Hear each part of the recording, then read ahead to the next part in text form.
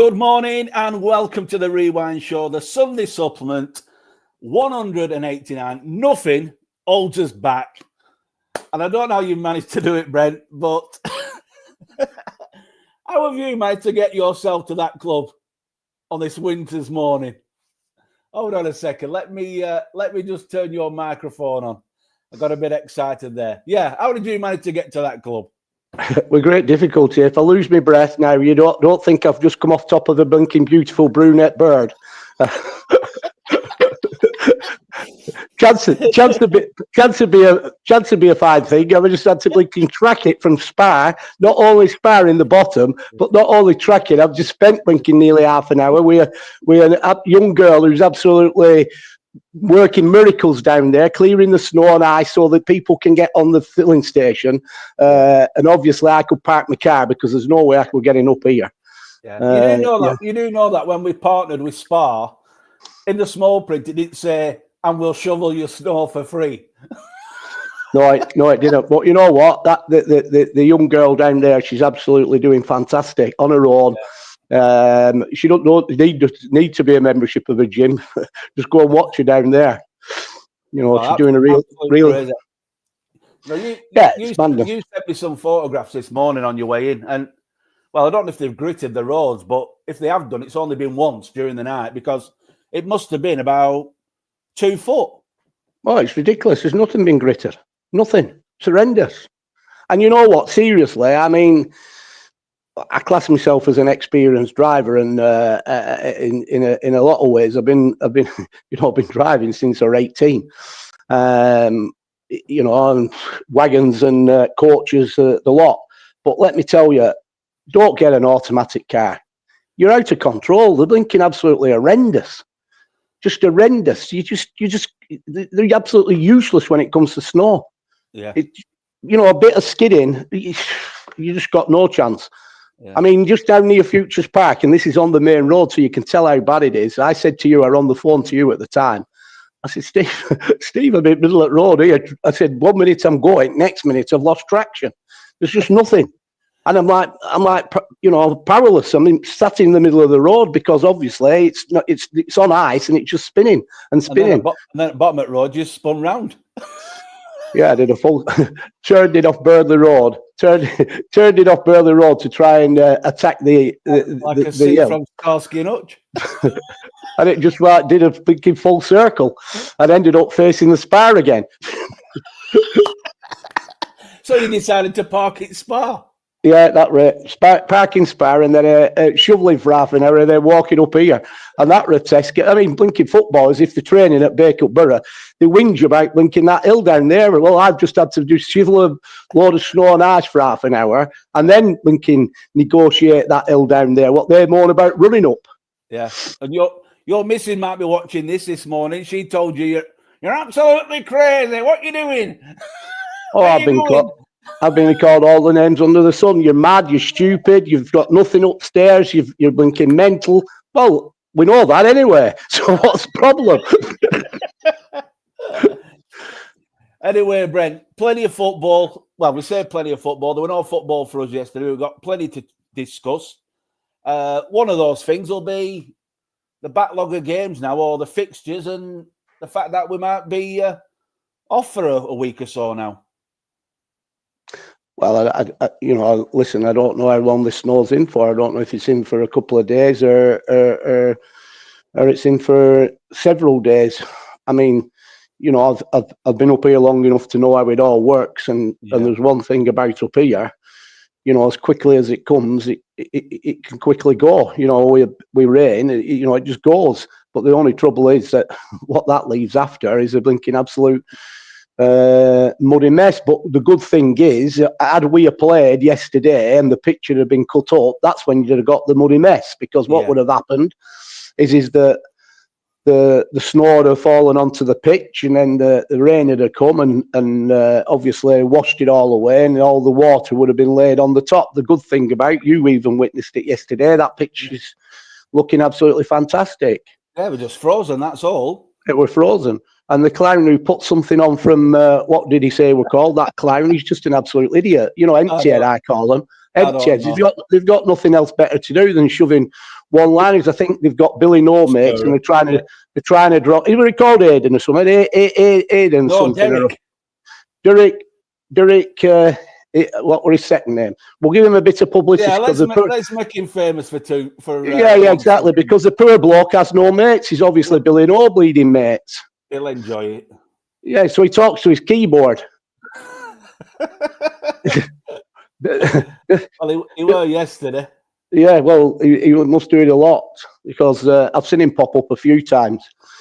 He probably can't. He wouldn't even find his way to bloody Bacup. Never mind anything else. Derek Aiden, 22. Derek Aiden. Isn't it time the league looked into this shithole? Question mark. Same every season. Well, last season we did pretty well, and this season that pitch is looking pretty decent, apart from the frozenness of it. Well, exactly. The guy's an empty head. I tell you, it's Billy No mates. You know, when they turn to social media and write linking crap on that, you can tell they've got nothing better.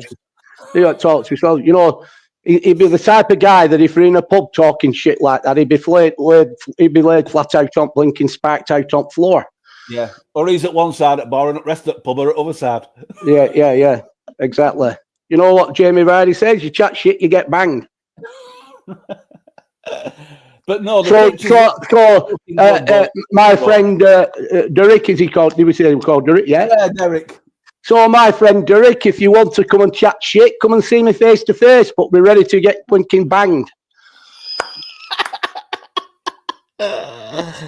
Yeah, we'll invite you for pie and peas, mate. Come on, no hard feelings.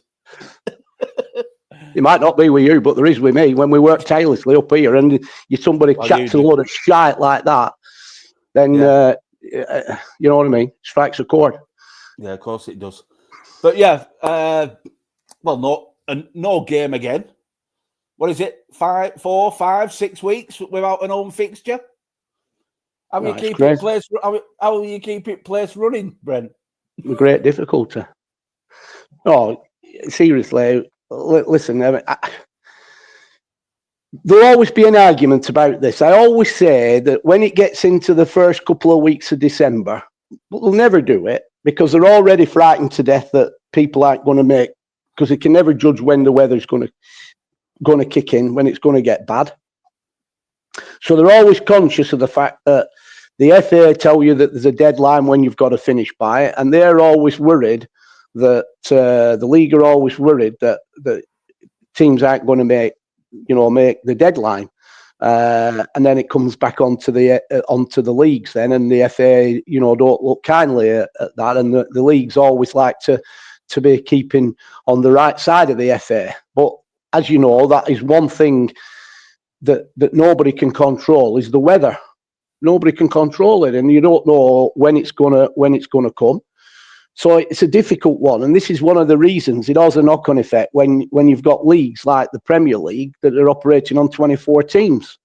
You know, it doesn't need a mathematician to work it all out when you're playing your cup matches, you're playing your league games, and then if you have adverse weather, games get called off, and you get pushed further behind, and you've a job to fit games in. So they panic, but the fact of the matter is, we're not under any much pressure in Division 1 and North, and even probably the Division 1 South, because we're operating on only 18 teams. Yeah. So, straight away I've noticed that normally what would happen when games get called off, you'd always know that they were always going to come as a midweek game. Yeah. But the Droylsden game getting called off, I noticed that last night that Droylsden tweeted late on I've seen me emails this morning. It's been rearranged and it's on a Saturday and it's on the 22nd of February, I think it is. Well, that just proves a point that had these games not have got called off and would have been continuing playing, then there'd have been spare weeks, and that's what's happening. We've already had spare weeks. It's crazy. I mean, you're in a season where you've got contract players, and there's weeks where you're not participating. Without postponed matches, you're not playing. But then players have still got to be paid their expenses or the contract, what's on the contract. You know, the non-contract players don't, but the contract players. So you still got to find your outgoings. But the other thing that really wrinkles me a little bit is the fact that when these sort of things happen, there's no thought process goes into it. Because, for instance, you could have played at home, you scheduled then week after to play away, like say at Thornton Cleveland's, like when the Thornton Cleveland's game got called off, and you get caught and that game gets called off, and you're due to be, and then week after you've got no fixture scheduled, so you've got Thornton Cleveland's away, you don't play. Week after you've got no fixture scheduled. The week after that you're at home, but that week you get called off because the weather's kicked in, and then the week after that you're away again. So before you know where you are, if you just look back on the fixtures, you've got weeks where you haven't played at home. We haven't played at home. You've gone several weeks without playing at home. And it's like now we got called off yesterday. Any cynics out there that thought, oh, they've pulled a fast one, which we haven't, because obviously you only have to look at the forecast. Yeah. You know, this is empty heads again. This is probably like that blinking idiot that we've just spoke about, that Durrick. You know, at the end of the day, they're empty heads. We wanted that game on like nothing else because we haven't been at home. So we need the finances. And we'd have got a good gate because Droylsden are well supported. Yeah. So Droylsden fans would have been up here. They would have been spending on the admission fee. They would have spent in the cafe and they would have spent in the bar. So everything, it's just, so tomorrow I'd be going to the bank with quite a bit of money, you know, which would help us and help the cash flow, and we'd be able to channel some to the players and then pay a few bills. For the next few weeks, and money for the next few weeks. But obviously that hasn't happened, and now we're not due at home now for another 3 weeks or 2.5 weeks. So. You know, they don't engage the brain before opening the mouth. It's very, very difficult. But I always say when it gets to December, the first couple of weeks in December, and I've always said this, and I'll not change my mind, I just think at non-league level, certainly at the bottom end of the scale, at probably steps 5 and 6, even to a point, the Evo stick leagues, I kind of think it should be a break. Now, they'll say, how can we have a break? We can't get fixtures in as it is. But, well, we can, because obviously there's less numbers. But the fact of the matter is, why I say there should be a break is because I think if you look back over the years and take an average, there'll be more games postponed in the latter parts of December and early January than anything. Yeah. I'm talking about going over, don't just look at this season or last season. Go back over a few seasons and take an average, and there'll be games getting called off because you're into the weather where it's frosty, frozen pitches. You're into a situation where the climate, where obviously it's only last week, even in Greater Manchester, you're talking about serious floods. You were talking about Mersey, the River Mersey bursting its banks. Not only the River Mersey, but then you've got the River Irwell coming in.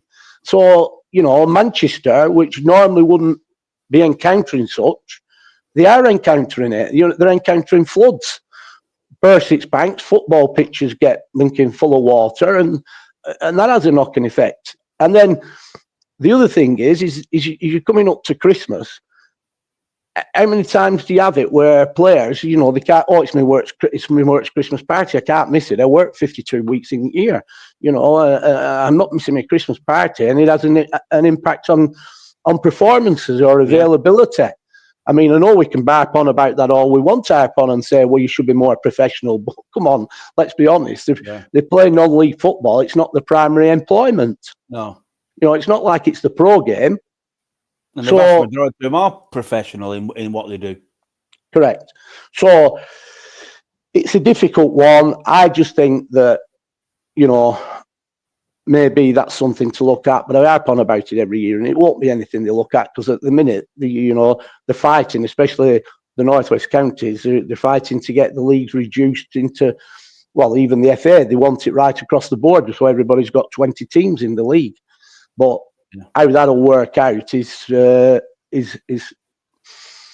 it's not. Obviously, they're struggling a little bit at the minute, and the Northwest counties are panicking a little bit because the lateral moves. That's why you're getting a lot of these lateral moves going on, because they're trying to full leagues with the numbers, correct numbers. Well, we were talking about, you know, where we're situated, you know, and the fact that other teams, you know, I was talking to Roy, who watches the show, is Steeton, the likes of Route 1 Rovers, they could quite easily get funneled across into that Tool Station League because of their geographic. Yeah, 100%. And the thing is, that's why when you think, well, if you look at the Northwest Counties as it stands at the minute, if there's more and more teams coming out to go and fill over in another geographical location, then without a shadow of a doubt, it obviously waters down the Northwest Counties, and that it becomes a bit of a worry, you know, where they're getting their clubs from. It depends, and don't forget, it's not like it all depends on who gets. How can I best explain it so it doesn't sound daft? But let's say that, I don't know, let's say that it was a Southern club in the Evo stick or a West club. I don't know how they work. They've reorganised the Evo sticks, or it's like West East and West and all that. But let's say that it was a bottom club in whichever division it is, the West Division, but they're at the furthest. The team is at the furthest point of away from round here. You know what I mean? Yeah. And Ramsbottom are at the top, right? Ramsbottom would go up. They'd come down, but there's no guarantee they'd be in Northwest Counties because they might be over towards the, you know, the east side of the country. Yeah. So Northwest Counties lose Ramsbottom and don't get, the bottom club doesn't replace Ramsbottom because the bottom club could be from somewhere else, could be more kind of like the Midlands, so they'll go in the Midlands League. Yeah. And so that's where it's a mess, isn't it, really? Well, when you look into it, it is a bit of a mess, and obviously there's not the running out. I mean, this season there's been quite a few. I think forward amateurs will 100% come up. You know, I run Radio Lancashire towards the end of last season with their was it their chairman? Yeah, I think it. Been there for years. Escuth. Tony. Yeah. Tony Escuth. Yeah, Tony. Sorry, Tony. Your name. Been there for years. But but before that, he's an experienced Evo stick. He's been around. He's managed clubs like, I don't know, Kendalltown and people like that. You know, he's been around. You know, he's an experienced guy. And I run Radio Lancashire, and they were saying that, you know, that they're fed up of you know, they've been bringing players on for years. You know, nurturing players coming through the ranks, coming from you know, the junior setup is fantastic. Oh, it is. And they've fed up into the senior team, but because they're in the West Lancs League, you know, a lot of the better players have then got on to play for the likes of, I don't know, around that area, Bamber Bridge, Longridge, you know, Garstangs, people. Yeah, clubs like that, and they've lost all the better players, and it's got to a situation now where, come on, we've got to show a bit of ambition, and we need to apply for the Northwest Counties League, and they're geared for it. So, you know, it's a well-run, well-structured club, and they'll be in a promotion. I'm sure they'll be in a promotion position, so they'll, you know, they'll definitely come in. And then there's one or two more that's showed an interest and got the facilities to come in. But it's not, you'd be amazed that you'd think that there'd be a lot of clubs that would want to make that step up. But when they go into it and look into it and look what it entails, they shy off because it's not easy. I think people going with their eyes closed, and it's only when they speak to the likes of Jeff Wilkinson and John Deal and Paul Lawler at the Northwest Counties League, and they get advice from them, and they tell them what it entails, and the pound notes that are going to be needed. You think it's horrendous. We just can't do it. We can't see it through. And this is why I say as well, the ones that do see it through and do try and see it through, there's no support mechanism in the terms of, say, for instance, one season they come in the Northwest Counties and they have to start at the bottom end. So if they start at the bottom end and they don't and they underestimate what the level of competition's like on the pitch, and they finish at the bottom, they might only be in for one season and then get relegated, and they're back to square one, and they spent all that money. And I think that's wrong. You know, I've said this before. There's got to be there comes a point where you've got to safeguard, you know, your clubs that are making them investments, because it's a total different criteria playing in the National League system and playing down to step 6 than what it is as being in a feeder league. You can have feeder leagues all you want. If you're wanting to, you know, have that incentive and want to kind of get clubs to come in, there's got to be a safety blanket, hasn't there? Just in case they fall flat at the first hurdle. Oh, I think so, and I don't think they look at that because it's not an equal playing field. Listen, I've said it before. If you're in a relegation from a step 4 club, right, you've got a safety net because you fall into step 5. Yeah, and at step 5, the criteria is still the same. You've got enclosed stadiums. You know, so your business development side, people, your partnerships, that you go out and get your partnerships. You're in an enclosed stadium. You can advertise, push your commercial side out on that front, and then paying spectators. You have paying spectators that come in. Majority of the time, when you go out of step 6 and you go into a feeder league, they're not enclosed stadiums as such. They can be. I mean, you know, let's take Burnley United. It's quite. It is enclosed. It is enclosed, but you can get in. You can walk in. You know, but if you take you take other clubs, they're not as enclosed, and you can walk. Like I look at. You know, they're not in, but if they tried to get in, you know, like even Rosendale FC, who base themselves down at Malpit, people can come off the hillside and walk down and just walk on and watch them, you know, and it costs us nothing. They can be going round and, you know, charging at one end of the pitch, but you can come on at the other end and you can come on. You can't control it. So it becomes a difficult situation because, you know, one man and his dog who can walk in. So for every 10 people that'll pay, they might be linking 40 people that don't pay. Yeah, and a lot of time it's on public ground. Yeah, exactly. So my point being, at the end of the day, with all this, and my point is, it's not an equal playing field when you go out. So a team like, well, I remember when Golker come in, and I keep harping on about Golker, the money that they spent was phenomenal.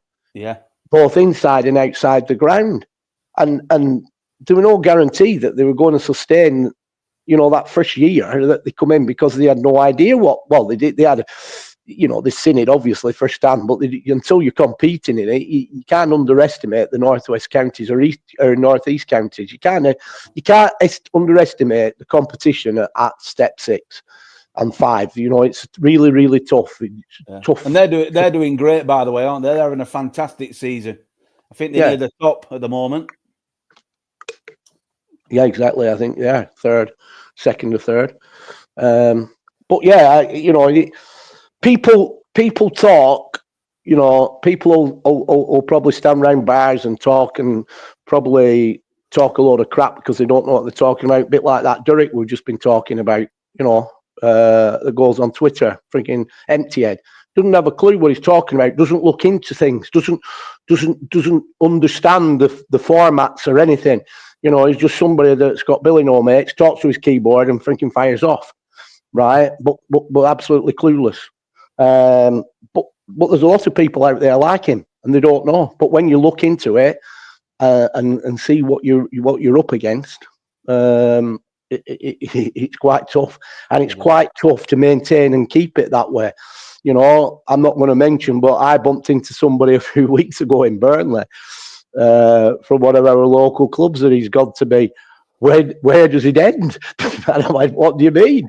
He went, "Blinking heck," he said, "I've spent this and spent that on the ground, on the facilities, and done this and done that. I've got good players in and spent that, but it's never ending. It's ongoing."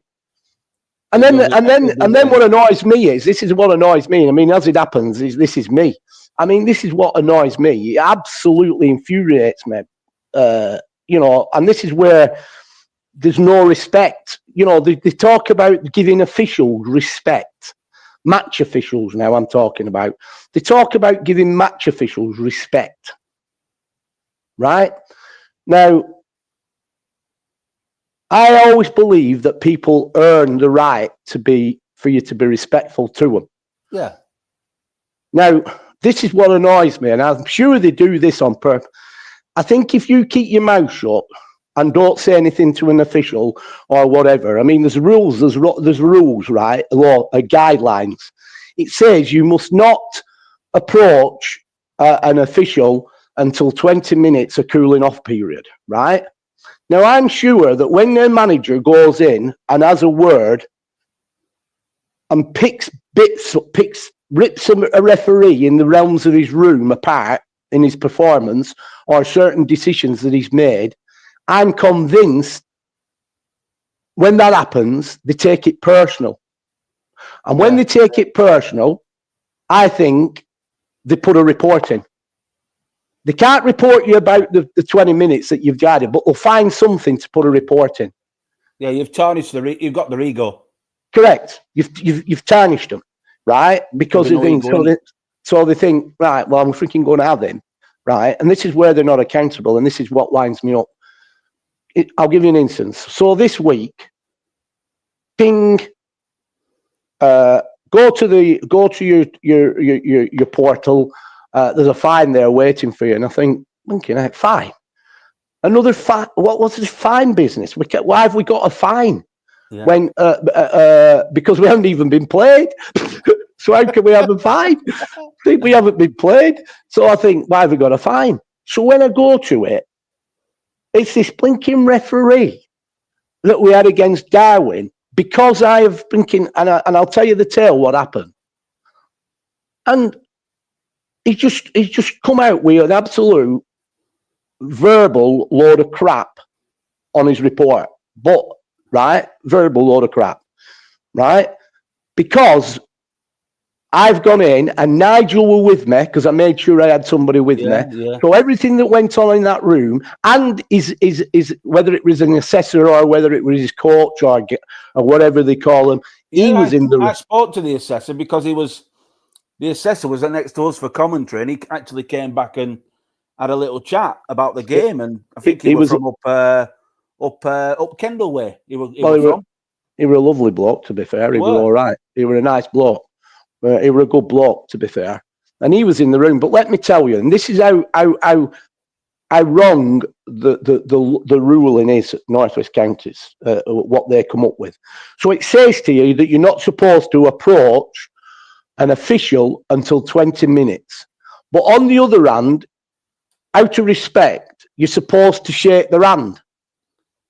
Okay. Right? You're supposed to shake their hand. How can you approach and shake hands at the same time? Well, exactly. This is so now they've come out with a situation now to override that, because obviously I think somewhere along the line they've been challenged. So they've overridden that now by saying, if you go to shake his hand, you've got to not mention anything about the game. So you've got to go zipped. Okay. Right.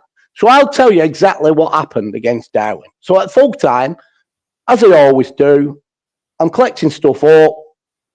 I walked on the pitch. They're all there, three there, waiting. I shook hands.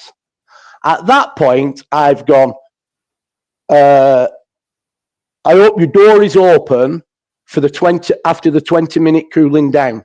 I hope your door is open for after the 20-minute cooling down period, because I will be coming in to see you. Now, I ain't mentioned nothing about the game. No. I've just said, because let me get one thing straight. I've known when we said to a referee, and it was when Dave Felgate were here, the referee's done a runner. Yeah. What you're telling him, don't run off quickly because I want to chat with you. Correct. So I've gone. All I've said is, I hope your door's open after the 20-minute cooling off period because I'm coming to see you. Yeah. Right? That was it. I've walked off. Walked in the changing room. Right? Whilst we're in the changing room, I then turned round at one point and said to Ryan Russell, have we been 20 minutes in here, would you say? And he went, no, I would say 10 minutes, so I will give it a bit longer. And then I goes outside, knocks on his door. Yeah. Door opens. The gentleman who's the assessor or the or whatever he were. I don't think he were the assessor. I don't think he were an assessor to be. I might be wrong. He might have been, but he opened the door and I went, "Excuse me." I said, 20 minutes is up now. Can I? I'm all right to come in and see and eat. And the guy, he said to me, not the referee, the guy in question, the assessor. He said, "Is there any point? Because it's not going to change anything." Well, I've gone at that point. Well, there's every point because I want to know why a certain situation happened leading up to their Darwin's goal. And you're within your right. And I'm within my rights. Yeah. So the guy's gone, okay. Can you just give me? I'm just finishing off. Can you just give me a few minutes then? Yeah, this is the guy, not the referee. Yeah. So I've gone, yeah, okay. But in the meantime, one of my players wanted to speak to me outside. So I spoke to him briefly outside. And then I knocked on the door again, thinking, are they taking the Michael here? I need to go in. And then Deborah's on my case because there are a blinking party booked in at the club, right? A party booked in and they've arrived early before they should have even arrived. So she's panicking because they're on the phone to her. So I'm getting like, blinking Deborah on the case. Bombarded from all areas. And I'm going, hang on, this is my job. Blinking parties at clubs isn't my blinking job. This is my job. They shouldn't blinking come early. So I'm like getting a bit rattled there on that one. It's not my blinking fault, right? I need to sort this out. So I'm getting bombarded from him. I've got a player wanting to speak to me, so I'm having to deal with him. And then I've got a guy that's opened the door that's not even the official that said, "Can you just give me a couple of minutes?" So anyway, eventually we get in the room, right? Nigel comes in with me. So I'm having my conversation with the referee in the room. I never said anything about it. I just come out with a statement. Now I'm going to ask you a question here. So when I'm in the room with him, I go something like this. It seems strange that, we want is consistency, right? That's all we ask for is consistency. But when the same fouls are being given to, are being conducted by the opposition to us, we're not getting them fouls. But yet when we do it to them, they're getting the fouls, right? At that point, the guy's gone, "So you're calling me a cheat?" Nigel went, "He hasn't said that. He's never mentioned cheating." I just want an explanation, mate. Exactly. So the guy, he run a back foot straight away. I've not even mentioned cheating. That's absolutely trying to put words in my mouth, right? And it's a good job Nigel were there. That's like pulling a card on you straight away. Straight away, he's gone. I've gone, "I've not even mentioned it." He said, "Well, you're implying that." I said, "No, I'm not implying anything. That's not, would you say that's implying that?" Well, no. You're asking for an explanation of why certain decisions were given and not given in that game. Correct. Nothing about cheating came into it. Nothing, not even mentioned. And he's going, you're implying that. I went, "Not implying anything." Nigel got, "Hey, you're out of order." He said to the referee, "You're out of order there." He's not even mentioned. He's not even mentioned cheating. "You're out of order." He never said that. He never mentioned that. So that word never came into it. So anyway, that were it. So we've had our conversation, and then obviously this nice gentleman, the assessor, we'll call him the assessor. He kind of had a little bit of an input. He was listening to what, because there were things being said constructive, and why have you not? And the thing were, when it led to their goal, and it's all about, we're not talking about the decision, but the assistant on our side actually physically said to us it was a foul. In his eyes, it was a foul. Now, to counteract this, in his defence. Yeah, but I'm coming to that then. I'm coming to that. Hang on. So the linesman, the assistant at this side, said to me, "It's a foul." I agree with you, Brent. It's a foul, right? After the game, and I'm talking to you because you're on the other side. Yeah. You're telling me it wasn't a foul, but you're seeing it from the other side. So this is my point now, right? Yeah. So from where we are stood, and even the assistants agreeing with us, it was a foul. That's how it looked. Obviously, over the other side, it looked like it wasn't a foul. So in fairness to the referee on this one, obviously, his angle was it wasn't a foul. We'll go with that. That's my point, right? But my point, what I'm trying to get at here, is not whether it were a foul, whether it wasn't a foul, whether it wasn't. It's the moral of this story. What I'm trying to get at is why we're entitled 20 minutes in to go and knock on a door and clarify anything that we think that wasn't right. Yeah. Now, if we've gone, and to be fair, when we got in the room, the assistant, the assessor, who was actually also said to me he was situated over near you on that. He was stood next to me.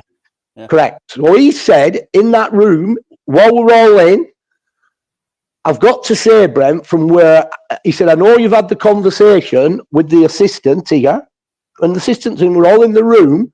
He said, I know we've had the conversation with the assistant, and he said, the assistant agrees with you. He thought it was a foul, but I have to say, from where I was, I didn't see a foul, and he was where you was. Yeah. So he didn't see a foul. So fair comment. The referee's probably got it right. Fair comment, right? That's not my point. We're not arguing this point. Oh. What I'm saying is, this is the reason why you go in after the 20 minutes to thrash these things out. That is the reason. But because we've gone in and we've said what we've said, and we've had this discussion, which I thought was a constructive discussion, apart from him coming out with that linking, trying to twist it by saying you're having a grown-up conversation. Yeah, but obviously he weren't grown up, were he? Because he's tried to twist it by turning round and saying, "Oh, so you're calling me a cheat?" Well, hang on, where's cheat come into it? Putting you on the back foot. Yeah, so cheat never came into it. Cheat, and even Nigel said that cheat. He never came into it. He's never even implied that or mentioned it. No. So my point is, this is where I'm coming from. But when he's got home in the cold light of day, they've got to put reports in. Right, and the North West Counties put it in such a way. How are the benches? How are this? How are that? How are that? So he puts a report in. So it's from his report that we get, or somebody can get into. You've got to answer a charge. So obviously, his charge, the charge that come was, I've approached him before the 20 minutes, having a go or something like that. Well, I'm not being funny. And again, this referee is new in the game. I think obviously he's making his way in the game. What referees and what officials have got to understand from any manager, whether it be me or whether it be the next person, when you're in football, right, or any sport, whether it be rugby, football, adrenaline is pumping, right? Adrenaline is pumping up. So your mannerism is totally different to what your mannerism is when we're talking on a show 24 hours later, 48 hours later. More animated, isn't it? Animated, correct, right? And I've even had it where my PA, personal assistant, Deborah O'Connor, will say to me when I'm talking, why are you shouting? Oh, I'm not shouting. I haven't come down yet from the game. Oh, yeah. I'm still up there. And your level of talking sometimes may come across as shouting, but it's that's you all the time, Brent. Correct. You know that because we have discussions on the phone. And correct. And it's lively. Yeah. Yeah, exactly. So I've obviously gone to him and I know what I've said. So I've gone like in a bit of a shaking his hand. Well done, well done, well done. And then I've gone, not like, are you going to be in, my love? 20 minutes into the game, I have to come to your room within 20 minutes. I want to speak to you. Is that all right? Good, man. I look forward to having a chat with you and walking off. That ain't going to happen. I'm like, oh, and I've gone, I hope your door's open 20 minutes in because I need to come and have a word with you. All right, is that okay? Yeah, 20 minutes in. And walked off. Yeah. Now, he's put a report in that I've approached him before the 20 minutes up. I've approached him, shake his hand and ask him a question about the 20 minutes. Yeah. And walked off. So this is my point now. And they're on about respect. So when we get that referee again, do you think I'm going to be respectful towards him? But how many times in the past have we had this kind of drama where it becomes like a Jack and Ori and becomes a bit of a fabrication kind of taking place? Correct. Well, because they've got nothing. They are what they are. I'm sorry, but they are what they are. What happened? Grow up here. Go up here. You're not dealing in kids' football. You're dealing with stakes are high at all costs. Do you think? I mean, I've seen it in the Burnley derby yesterday. There's obviously a discussion going on with Scott Parker and the Blackburn Rovers blinking coach at end of game. They had to be separated and pulled apart. Yeah. You know, probably today they'd be, they get the points across, best of mates or whatever. Because but in the heat of battle, when it's just finished, your emotions are running high. And do the FA not understand this? Do these blinking people in the middle of the pitch not understand that you're dealing with people that's like, their adrenaline's up. It's nothing personal. It makes you think what kind of game they're trying to create. It just winds me up. And then they're turning around, and I know what's going to be coming from North West County. Well, Brent, you shouldn't really approach. Well, hang on, I'm not supposed to go and shake their hand. Yeah. You're talking about respect. So I'm being unrespectful. So if there's a conversation goes on anywhere in the corridors of power, and it said, "How do you get on with Brent Peters up at that game?" Well, it's a bit in England, but we finished the game and he never even saw us. He never come on. He never shook hands. He never said nothing. Well, how does that look? Yeah, but sometimes it's getting to the point where that's the safest option. Well, it is. To totally ignore them. Just ignore them. Just stay clear of them. Don't even blink and speak to them. Pint or whatever, and then say see you honestly. And because there's a shortage of them, they lean towards them all the time, and that's another blinking story. You could even bring what's going on at the minute where Nigel Farage goes on. Without getting into politics on here, but where Nigel Farage is going on about two-tier policing. It's the same blinking principle, really. It's with referees. It's like, what do you do? Nothing's been said, but it's because, this is my point, because we've gone in his room after the game in 20 minutes, and we've probably had a 10-minute discussion about certain things that's gone on in that game, which is questioning his performance. Right, okay. Right, in a way. But he's freedom of speech. He can answer why he's said something. His assistants can join in, and they can have their input. In this instance, the assessor can join in, and he can have his input. So when we leave that room, we didn't leave. We all shook hands and said, "Thanks very much for your time." Off we go. That's it. That should be closed at end of chat. Well, he's gone back home, thought about it, and thought, I'm going to squeeze that Brent Peters balls. Yeah. I'm going to freaking screw him. I'm going to freaking put a report in, so he's freaking up before the blinking, the powers that be. And I've now got to answer a charge that really shouldn't have even been a charge, which shouldn't have been, because there was nothing said on the pitch other than 20 minutes. Am I okay for 20 minutes? That's rather than big boys just take it on the chin and move on to the next game. Correct. So if you want to be a referee, whoever it is, it's not just about officiating the game on rules of the laws of the game. It's about man management. It's about it's about communication. It's about being big shoulders. You've got to take a bit of stick. We all know that. But managers take stick, coaches take stick, players take stick. It happens all the time.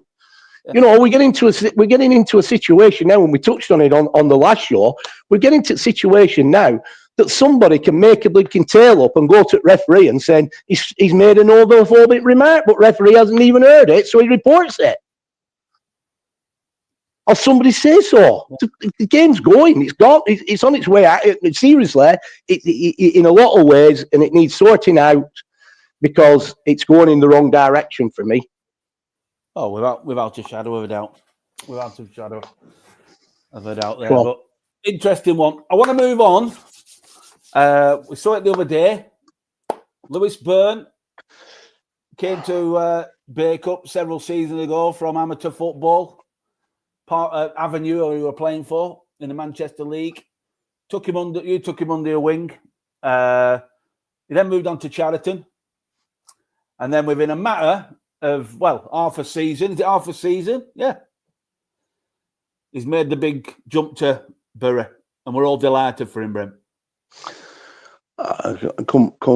couldn't be happier for Lewis. I mean, you know, the kid is he's not a kid. I mean, he's up at 27-year-old now, and if it doesn't happen now, we're never going to happen. You know, he should be peaking now. You know, another season, you know, with Bury, and then really, you know, peaking.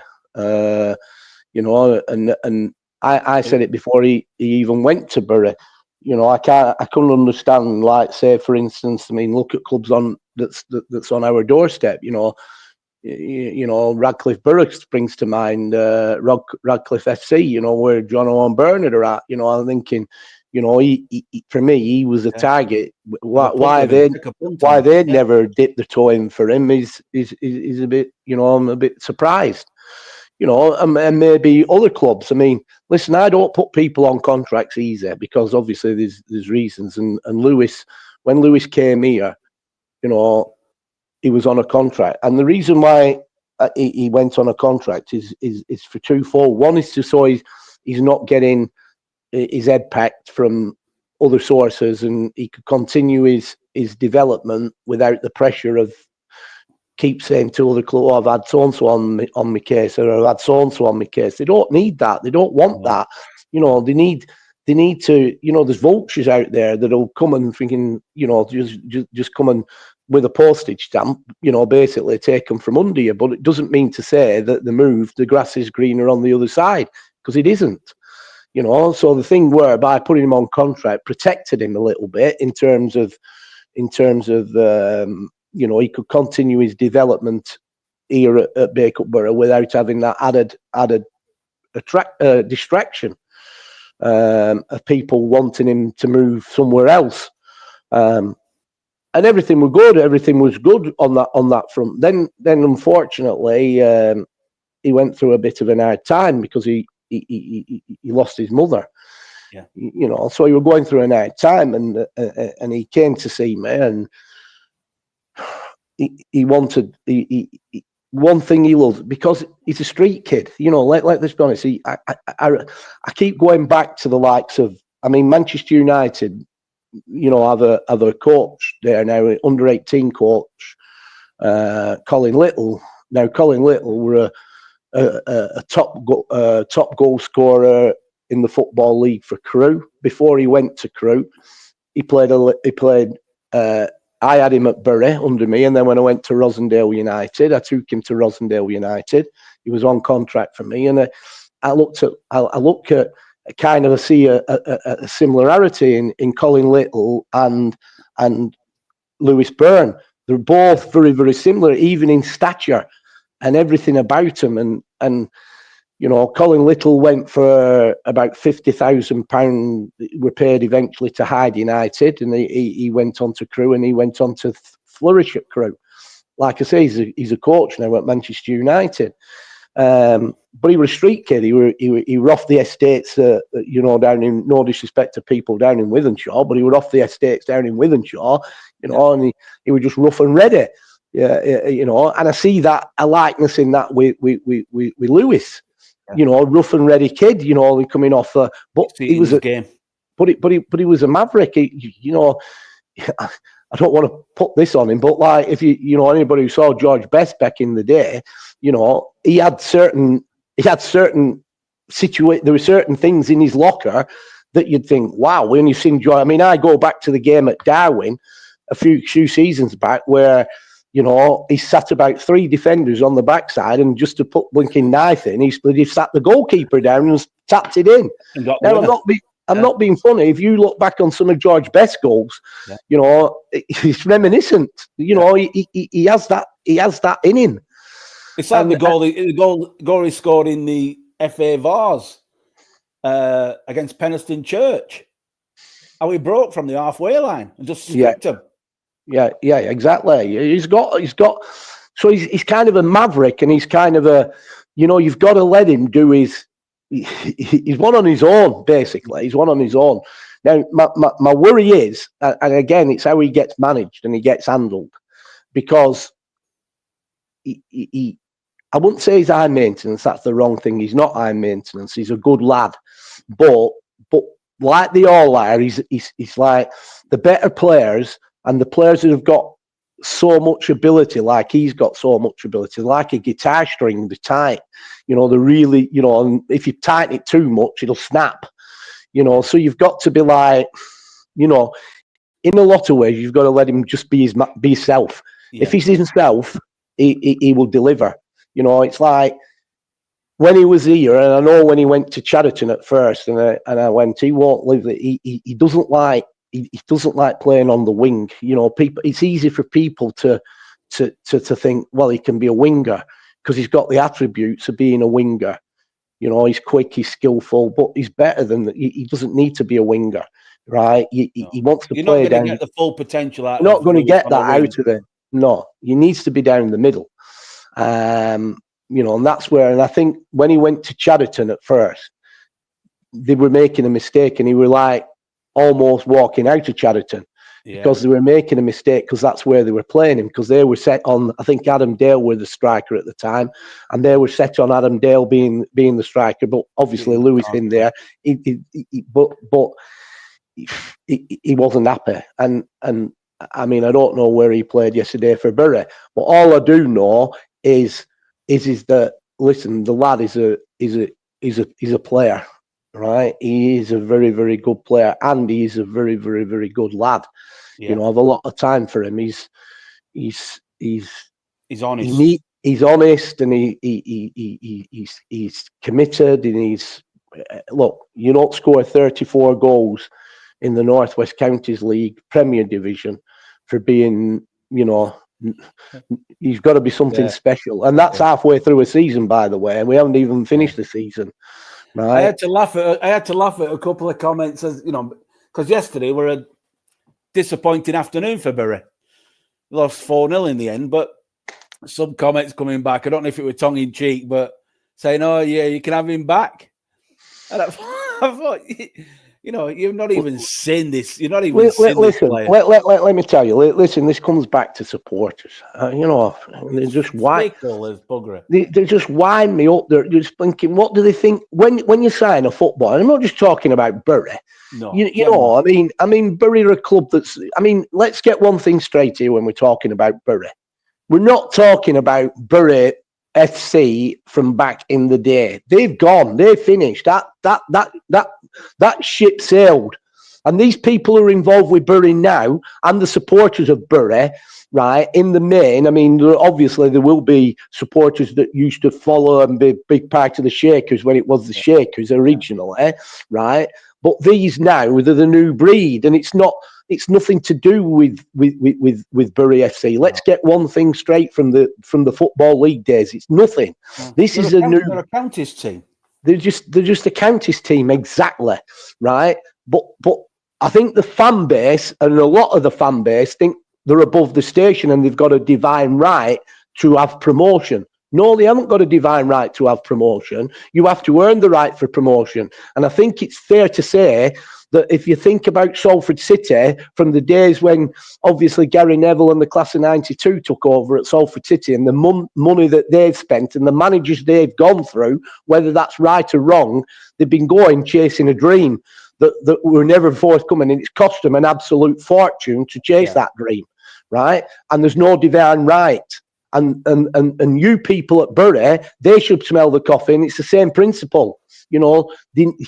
They've got no divine right just because they've got a good fan base and they're playing at Gig Lane.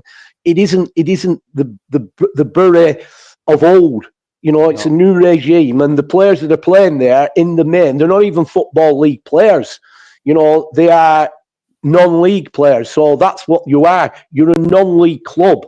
Now, if any team, whether it be Macclesfield, whether it be Bury, whether it be Bacup Borough, and you bring a star to the club, doesn't mean to say that straight away that he's going to be the difference between you winning games and you losing games. You know, at the end of the day, the simple fact is, you know, let's have it straight. It's all down to start with. You've got a manager, and then this isn't knocking the manager, that for some reason didn't pick Briggs.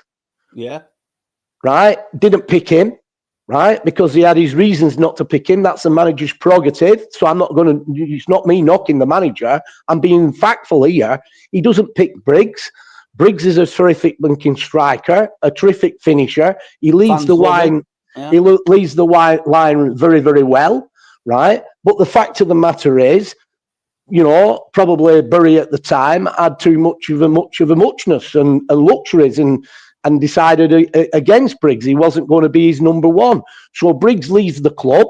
He moves on where he moves on. He's gone to West Disbury. I don't know how many goals he scored yesterday, but I know he scored one, right? But he's come back playing against Bury, and he's come back to Taunton because obviously, you know, he hasn't got a point to prove because he's scored at every club that he's been at. And then, of course, Brent, they had a friend of Bury, friend of ours, Benito. They had Benito playing from up front as well.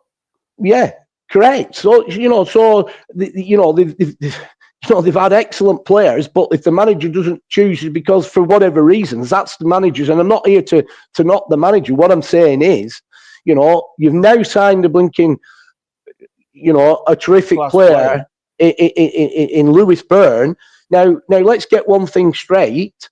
You know, he might be a maverick and he might be able to win games on his own, but in the main, you don't win games on your own. You've got to play in a team and get and settle in.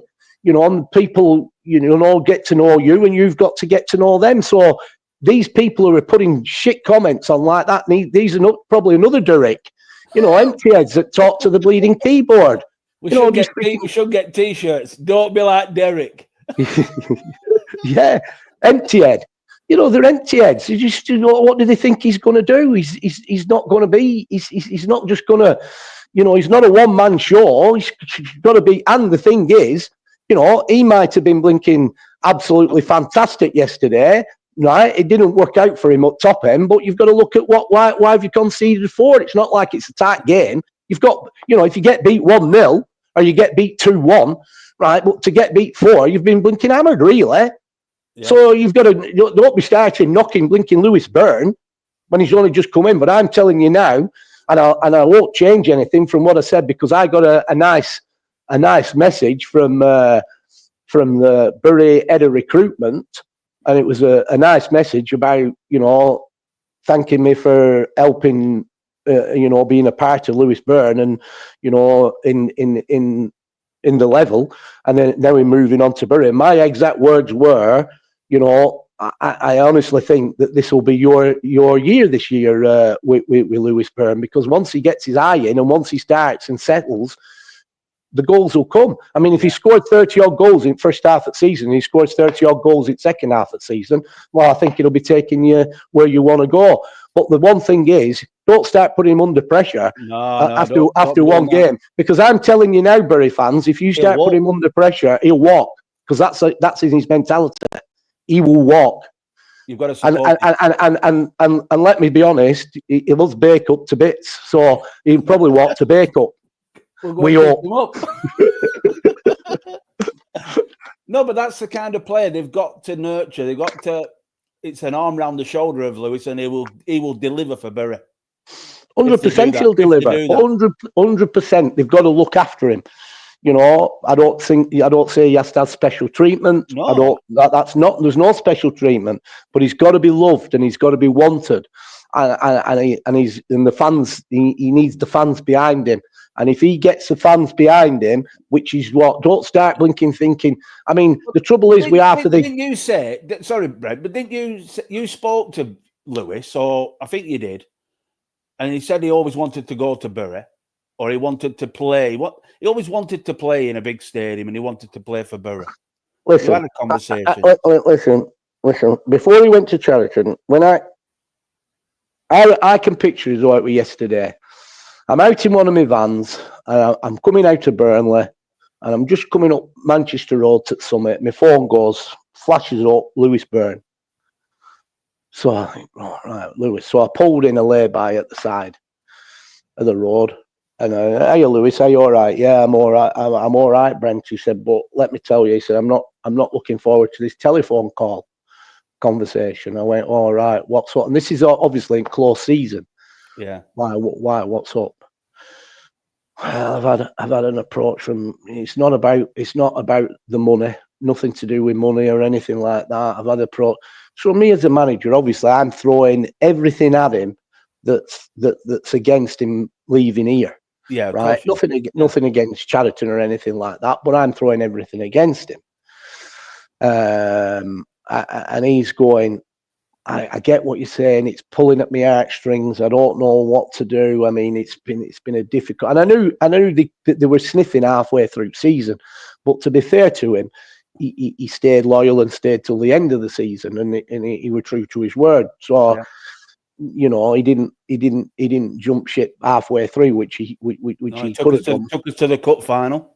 Yeah, and I have every credit for players that do that. They signed for his club, and I think they should stay the season out and not go part way through.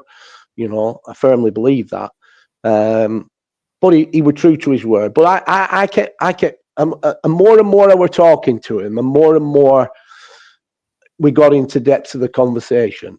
He's kind of come back with, listen, Brent, it's in the Premier League. In the Premier League, he said, all I want to do, he said, I want to see new surroundings. He said, I look forward to going to the Isle of Man. He mentioned that. I look forward to going to the Isle of Man. Yeah. So me being cynical, listen, I'll pay for your holiday for 2 weeks in Isle of Man if you want. That's not a problem. yeah. So listen, you'll see the Isle of Man. Don't worry about that. Listen, I'll even come with you. We'll get on a boat. I'll drive you up. We'll get on boat at Ayrsham and we'll get across. So anyway, he said he wanted to go to the Isle of Man, right? He said, I want. He said, but I can't wait to play Bury. I want to play at Gig Lane. I want to play at Gig Lane. And then were the two main things that he said to me, right? And when he wasn't getting in, and me being cynical at the beginning, when he wasn't happy at Chariton, because he wasn't happy. I'm telling you straight at the beginning. I know. Yeah, right, he was not happy, and he wasn't happy the way they were playing him and things like that. And I felt it was only a matter of time where he were coming back. Right, it was only a matter of time, and especially the fact given that they went to Isle of Man very, very early on in the season. So I think that were in the first couple of weeks, and I think they played Bury in the first few weeks. So I'd done the Isle of Man and he'd done Bury. So I thought, well, ready to snatch him back. Keep being unhappy at Chariton, and then we'll have you back. That's no issue. But no, joking apart, them were the two.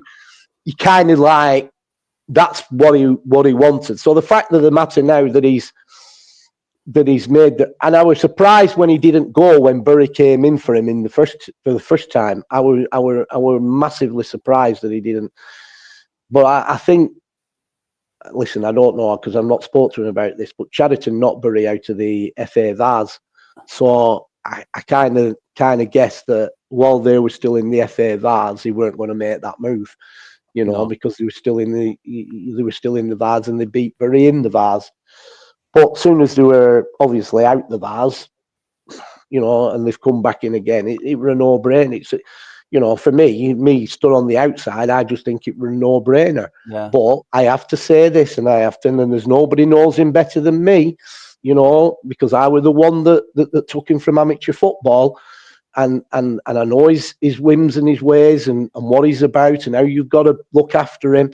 There's nobody knows better than me. I'm telling you, if they're going to start with them blinking cynical remarks coming out after one game, it ain't going to work. It ain't going to work. It's not going to work. I'm telling you, the fans need to get behind him, because if they get behind him and love him, I'm telling you, he will be one hell of a player. He's unstoppable then, isn't he? Unbelievable, seriously.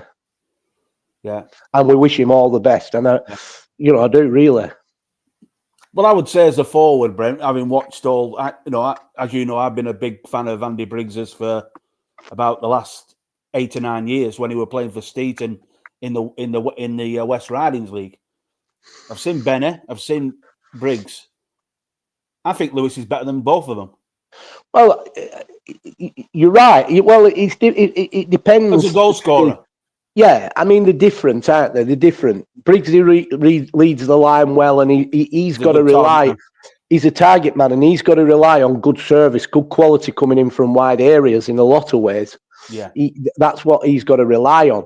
Right now, Lewis isn't about that. Lewis is, if you think about it, Lewis, like we say, Lewis is, if he's around that 18-yard box and he's got a ball at his feet, he's lethal.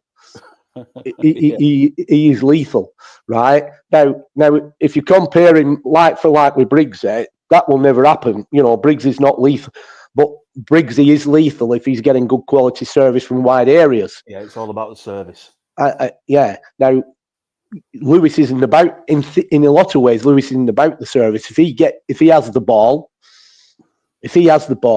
he will do. He might frustrate some players who's playing with him.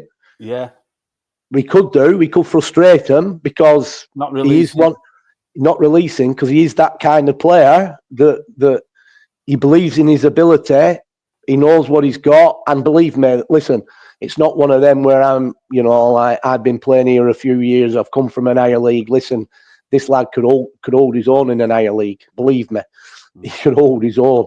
But and he's got it. Like we go back, I keep likening him with the George Best situation. I was luckily, brought up in that era. I mean, I've been lucky to be in George's company. I even, I drove him back to London after an event in Manchester, well, in Rosendale actually. So, but you look at videos that George did and some of the goals that George scored, which were individual goals. Yeah. I mean, Wilf McGuinness, when he were on the circuit and he was doing his after dinner speeches, Wilf would turn around and say about George Best, he'd say, they'd be going on in a football match, and he'd say, George, pass, George, here, pass, George, bloody hell, pass. Oh, what a good goal! You know what I mean? You know what I'm saying? Well, that's Lewis to a T. Yeah. Lewis, if he sees opportunities, but the thing is with Lewis as well, he's good in the air. He is good in the air. Yeah. For a lad, he can hover in the air long, can't he? He can get up there. Yeah. Listen, he's the real. If you look after him and treat him right, and he's got the backing of the fans, that's what'll really kick him on. Because when you've got and his teammates as well, Brent, because our lads they were great around Lewis. Yeah, they were. Listen, we've got good lads here, good lads. And they're all good together. And he, that's what you've got to be like. You've got to be like, and it just surprises me and shocks me. Well, I wouldn't say it shocks me because, like I said, there's plenty of them Durricks out there. But it's them linking empty head Durricks that linking create the problem. Yeah. Because somebody like Lewis will read that. He read it, and he's got to be above it, and he's got to ignore it, and he's just got to go on. He's got to play with blinking plugs in his ears and just go and do his magic, and he will do. Oh, he will do. Moving on, well, we've got two topics I want to pick up on. We're flying by on this show. We always mention United. We always mention Burnley. That's your team, my team. The incident I want to pick up on because I thought it'd be interesting, and Adrian Bellamy picked up on it. One of your former players on socials is the substitution after 30 minutes or so, and the booing that took place. And then Adrian said, "There's only one man I know who would make a decision like that." Or had the balls to do, and that would be Brent. But a substitution after 30 minutes. What's your take on it with Ruben and that? I've done it loads of times. And look, nobody wants to be substituted, let me tell you. But I've said it. But when you've got a team and you've got a group of players and you set them up and everybody's got the roles and responsibilities within it, and you think that certain players can do a job, and you give them the head to do a job because you believe in that they could do a job, and you put them out there, and it doesn't matter whether they're 10 minutes in, 15 minutes in, 30 minutes in, or even get to half time. If it's not working, you can't rest on your laurels. You've got to change it. And I say many, many, many times, it's not working. If I'm stood on a sideline and I think it's not working and I get the feeling it's not working, I'm not somebody that'll we'll just see how it goes and let's see if we can get to half time, or let's see if we can, he might grow into the game or something like that. No, it takes a second to blinking to score a goal, and before you know where you are, if you don't act quickly, it could have far-reaching consequences. Yeah. So this situation, as a manager, I think you've got to make big decisions like that. And I think I saw the message that Adrian put out, and Adrian's played under me for long enough to know, and he's seen it and witnessed it. And you've got it to do. It's the player might think it's degrading, the fans might think it's degrading, but we've a job to do, and it's all about results and trying to get results. And if you feel that something's not working and not happening, you've got to make that decision. Especially, when he made the decision, he had Manu on the bench, and for me, Manu's he's going to be a really, really good player, very, very good player. So the decision was the right decision. I mean, without being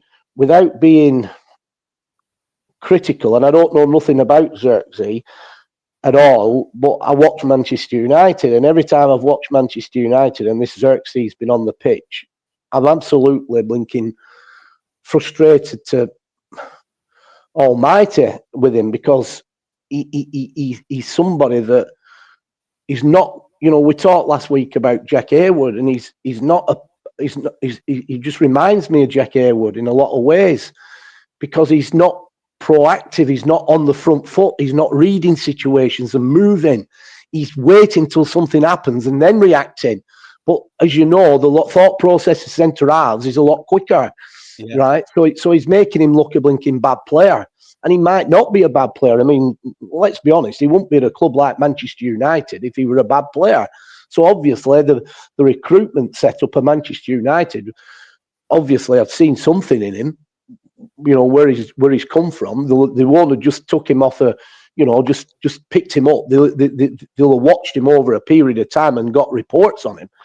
But from the short time he's been at Manchester United, I've even made the statement seriously, and I mean this: he won't get in my squad here at Bacup. There's just nothing about him. No. I just don't like him. He's not bringing anything to the party. He's not bringing anything to the party. No, that's right. And he frustrates the life out of me. So when he made that decision, he had a reason to make that decision, and he realised that he obviously got it wrong, or not got it wrong. He probably got it right in his own head that he wanted to play him, and he thought he could do it. It's thinking he can do it. And when he's put him in there and he's being exposed, then it obviously couldn't do it, so he's taking him out. So he's realised when he's put him in, it's not working. This to me, that shows a lot of managerial strength in my eyes. I think so. Yeah, 100% it does. But my point, what I'm coming to next, where I think, and I've just had a bit of a go at the Bury fans with Lewis. I'm going to have a go at the United fans now with this booing. Because let's be honest, that is the one that absolutely kills everybody. When you go on social media and you go around looking at snippets on TikTok and stuff like that, and these people that go on and have these own podcasts and everything else, they're going on about, how it can destroy the lad and everything else. But that's exactly right. You're in a stadium with 70,000 fans in that stadium, and they're watching it all over the world. And then you've got a percentage of the fans that are, probably empty-head Durricks booing the lad. It's not right. And I have to ask the question: why would you boo? The manager has realised that he felt that he was the one to do the job. When he's put him in there to battle, he's realised that he's being exposed and he's not the man for the job. And he's withdrawn very him quickly, and he's withdrawn him. Right now, by withdrawing him, nobody knew. I mean, obviously, we're having a bad time, so obviously we think. But to protect him a little bit, we could say, well, he got an hamstring tweak or something like that, so it was a precaution, right? But immediately he's getting taken off. He's getting booed. Now, this is my point now, and this is my point when and this is throughout football. If a manager selects a player, so let's say I select a player at Bacup Borough that has been around, come off the bench a couple of times, but not really shown anything, and then I've decided to select him ahead of other people, and he's gone into the game and he's been absolutely awful, right? Why would you boo that player because he's having a bad time? He's not the person who selected him. The person who selected him is me. Yeah. The person who selected him is Ruben. Yeah. So if Ruben selected him, the blinking booing or whatever or what venting their anger should have been at Ruben, not at the kid. The beef should be with you. You're correct, because why would a player, if I select a player and think, I'm going to give you a chance, and I speak to a young lad and I say, right, I'm going to give you a chance today, right? I'm going to give you a chance, right? And play you, right? And he runs out there and he's like a fish out of water. Yeah. Right? I selected him. The lad's not going to turn around before I went alongside selected him and say, hey, boss. I can't play there. Hey, boss, I don't think I'm ready for the first team yet. I don't think I'm really ready. I don't fancy this today. I don't think I'm ready. Now, that wouldn't happen. A kid's not going to come back and say he's not going to go in when you've picked him. He's going to give it a go. And he's going to do his best, and he's going to try his best. But if his best isn't good enough, then his best isn't good enough. But don't destroy the kid. Don't destroy him. It's the manager. He's thrown him in, and he's taken him off. So why boo? It's wrong. The venting of any anger or anything should have been vented at Ruben.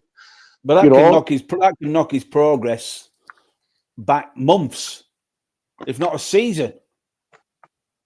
Yeah, it weren't right. It weren't right. It were right that he took him off. I 100% back that. And the fans should have just gone. If I'm talking to the bloke next to me, I go, fucking thank goodness for that. He were doing nothing, were he?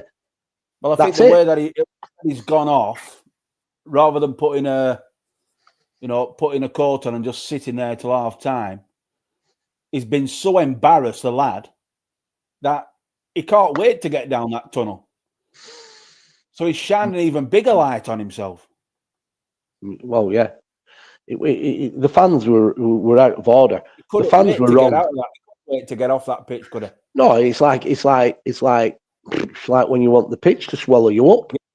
You do something on the pitch. It's just. But listen, in my opinion, any player should be, even if you're a sub and you start off as a sub, you should be prepared, whether it's the first 5 minutes or the last 5 minutes, to go on that pitch.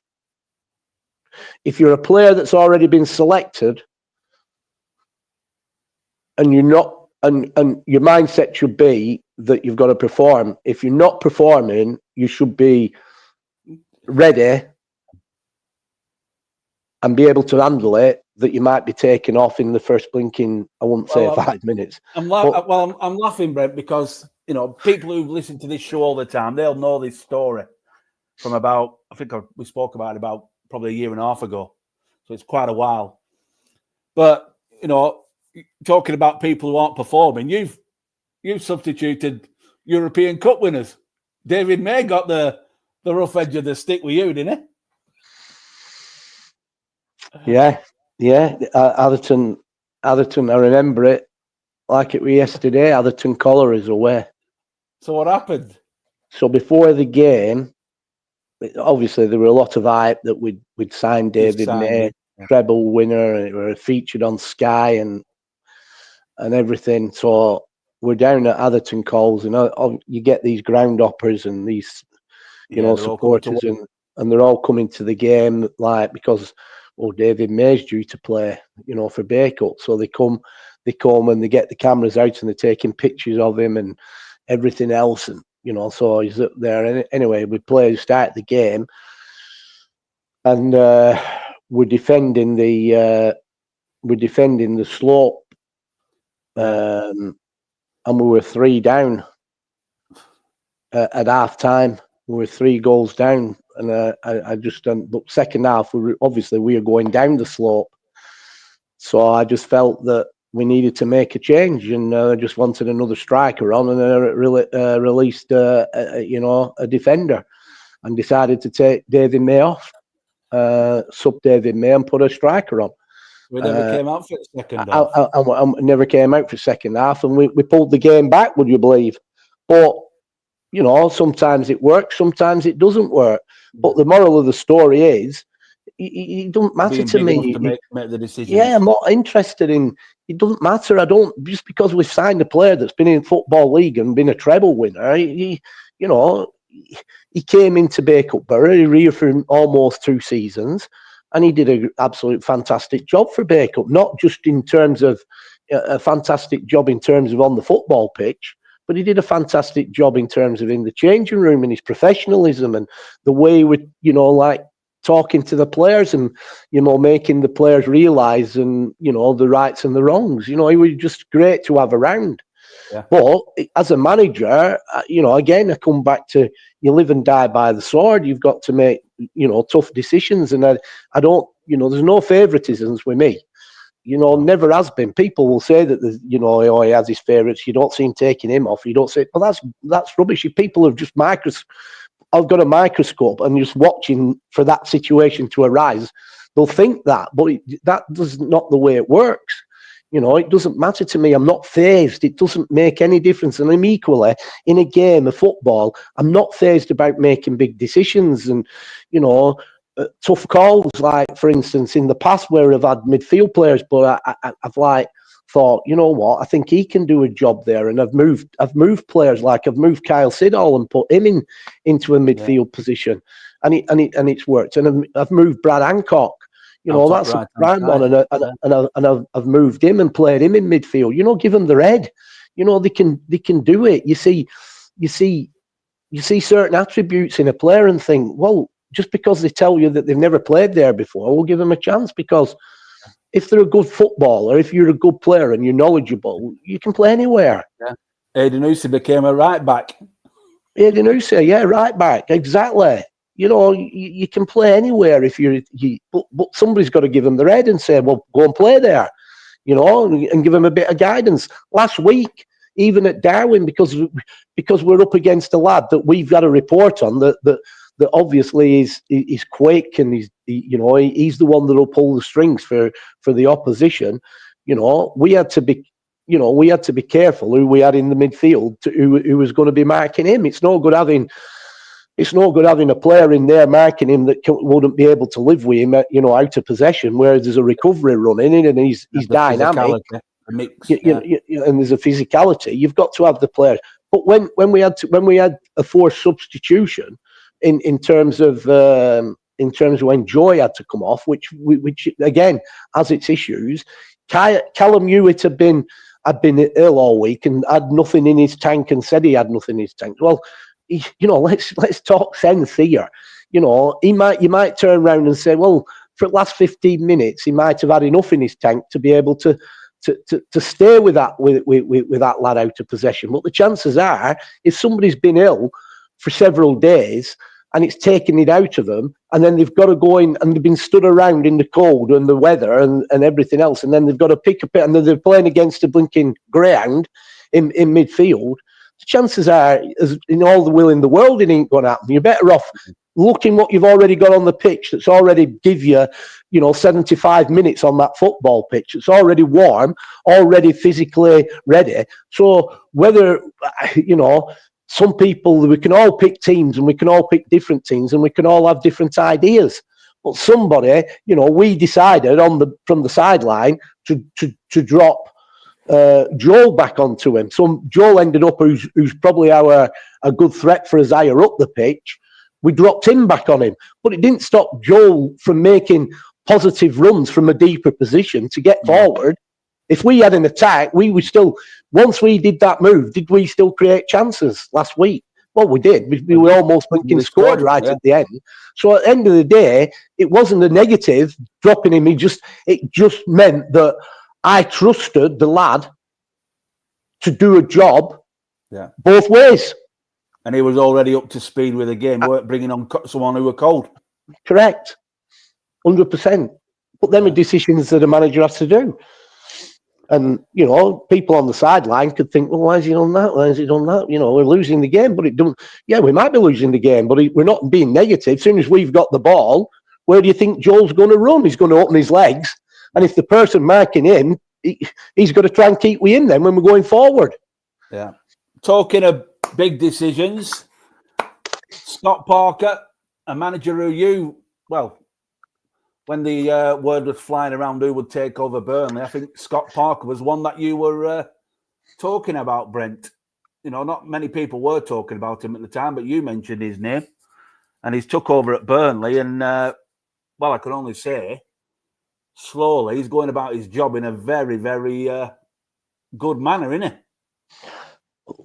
I've watched Scott Parker as a player. I thought he was a very, very, very good player. And I've watched his career, from a distance, but I've watched his career and how he comes across as a manager, and he's always done well. And that's what made me say, when we were looking, when Burnley, Vincent Kompany had gone, and I'm thinking, like, who's available, who's out there, and who'd be a good fit for Burnley. And I always felt that Scott Parker would, and he weren't even in the frame. I wish I were a betting man, and I wish I'd put a few quid on, because, I weren't in the know or anything. I just look at it and think to myself, well, who's out there and who'd be a good fit? Who'd be a good fit for Burnley? And no hesitation to think that Scott Parker would be a brilliant fit for Burnley, and it's working out that way. Yeah, listen, he's had. We all have our knockers. Listen, you'll always have a knockers, because people think that they can do the job better than you can do the job. They always think everybody's got opinions. They sit in the stand and listen, I'm not going to throw pelters at anybody, but like, you see, even on commentary, when they're coming running off for pitch, when we're trying to do a tactical change, there's people turning around and saying what they're coming off for drink bottles for every time a player goes down. This is the mentality of some. This is the mentality of certain people, and they're sat in the stands and they're saying, "Blinking out, we can't score. We're dire. We're this, that, and the other." But hang on, take the positives out of it all. If he hasn't got a striker in the club, a finisher. When I mean a finisher, right? He's got to set up differently, not to lose games of football. And in all fairness, you looked at it, we were showing it yesterday after the game. Burnley's got even a better record than Liverpool by one goal, I think it is. Not conceding. I think Burnley have conceded nine goals, and Liverpool have conceded 10. So he's obviously setting his stall out, and I mean, you might pay your money, and you might be, you might sit there in freezing cold. As much, not getting entertained as much, but it's all about results, and he's getting results, and you're up there, And then he's gone. He hasn't only just blinking beat your local rivals once. He's beat your local rival. Are we ready to draw at Turf Moor? Draw, wasn't it? Yeah. Draw at Turf Moor, yeah. But he's took 4 points out of a possible 6 against your really. And we had a quick conversation before you left here yesterday. You said, "What do you think, Brent?" And I went, "It's going to be a tight game. It'll be a tight game, but because it's at Rovers, I'm going to go. I'll probably just side with Rovers, because I do think Rovers will score." But listen, I were wrong, weren't I? I mean, at the end of the day. But look at you did say there was just going to be 1 goal in it, though. Yeah, I did say that. Yeah, I said there'd be 1 goal in it. But look at the blinking goal that was scored. I mean, I think to myself, even here at Bake-Up, I think, if that ball had come in like that at Bake-Up, I don't know anybody that would have dived like that and thinking, and take that ball. That was just fantastic for me. That's a gamble at the back. That's a gamble at the back. It's like old-fashioned centre forwards finish, that, isn't it? Ball into the box, diving at the back post like Keith Houghton. Yeah, exactly. And I think, if you think about Blackburn Rovers' standpoint, because they'd be thinking, wow, where did that come from? But fair credit to the lad, he's done it. Because I think we'd be, if we talk about Bake-Up, that situation would happen in Lincoln, and nobody. I don't think anybody would execute that what got executed. No one's anticipating all getting themselves on the end of that. No, and to be honest, Burnley's gone there, and they got the 3 points, and they're up there in second half of the season. Long may it continue, and I'm taking an avid interest because I wanted Scott Parker to be the man, and Scott Parker is the man, and I want him to succeed because I like to think that I'm always right. Well, yeah, it's always good to, like you say, you're making the right decision. But I mean, what do you think about we spoke about it a couple of weeks ago. I said, they played Norwich, and I said, we need to get someone like Ashley Barnes back. You talk about Dave May being, a good player that he brought to the club, but also his influence in the changing room. And I think that's going to probably be a big element of why Ashley Barnes is back at Burnley, do you think, for the second half of the season? I do think so. And, listen, I think it's another bit of shrewd business here, because it comes back to he weren't catching where he weren't in the team, and I mean, he'll get regular football and he's obviously late on now in his career. So the last thing he wants as a player is to be, hardly getting any game time. So the fact that he can come back to Burnley might be a bit of an upheaval, because obviously, does he reside down south? I think he might do. I could be wrong, but they would have moved down there, wouldn't he, have to get him transferred to Norwich? Yeah. So, but I just think it's a good, an astute move, and I think Burnley's Scott bringing him back. He knows what Burnley's about. He knows he was a cult hero with the fans. We're talking about Lewis again, Bury. They're important. Fans are important. That would be a big thing in his head. Going back to Burnley, the fans loved him. He can still be his goals, his contribution of goals when he comes back in. Hopefully, he'll change the energy around the club, can't it? Just one person being there. 100%, and he'll, if he's scoring vital goals, them goals could be the difference between them, getting them promotion again. Yeah, I go back. He's a player we haven't got that type of player, have we? No, he's been playing with he's kind of been playing with a false nine, hasn't he? Well, from what I've seen from a distance. Yeah, there's been no real target man figure. I think Fleming and J Rod are probably the closest we've got to that type of player. Yeah, I mean J Rod Rodriguez. Listen, I don't know what he's like, but I've always liked J Rodriguez, even when he left Burnley. The reason why I like him is because he's an honest player again, and he works his socks off. I like workers, mate. I just like players that work their socks off, and obviously can finish and can finish. And J Rodriguez he comes into that category, but he's at the wrong end of his career now, and he's more than his fair share of injuries. So it's not been ideal. But I just think that I just think the signing and bringing him back, Ashley Barnes, I just think is a good astute move, and I think it just brings me back to the situation when we got promotion, when we won the league up to the Premier League, where nobody was talking about Bacup Borough. You know, we were. I think the teams that were up there at the time, and I think Paddington were the pace setters. They were up there, and Stone Dominoes at the time, and Warrington. Yeah. Warrington, they were the ones that were pushing, and they've been up there all season. And we'd had loads of games, typical Bacup at the time. You know, we'd had lots of games called off and bitter games, and we hadn't been playing. And then we just came up on the rails. And then I made this signing just before the deadline. I signed Paul Files, who obviously were, he knew where the net is. He could score goals, and I brought him in.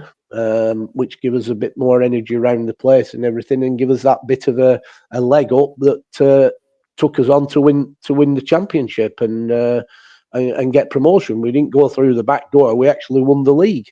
And I just see this happening with Burnley. You know, I think Ashley Barnes is a finisher, and he will score vital goals, which I'm sure we'll see Burnley back in the Premiership next season.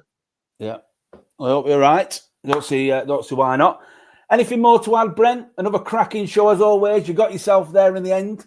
It started snowing again, so I don't know how you're going to get yourself back to your car at the spa. Listen, I've got a reindeer. I've got a reindeer outside. I'll sit on its back.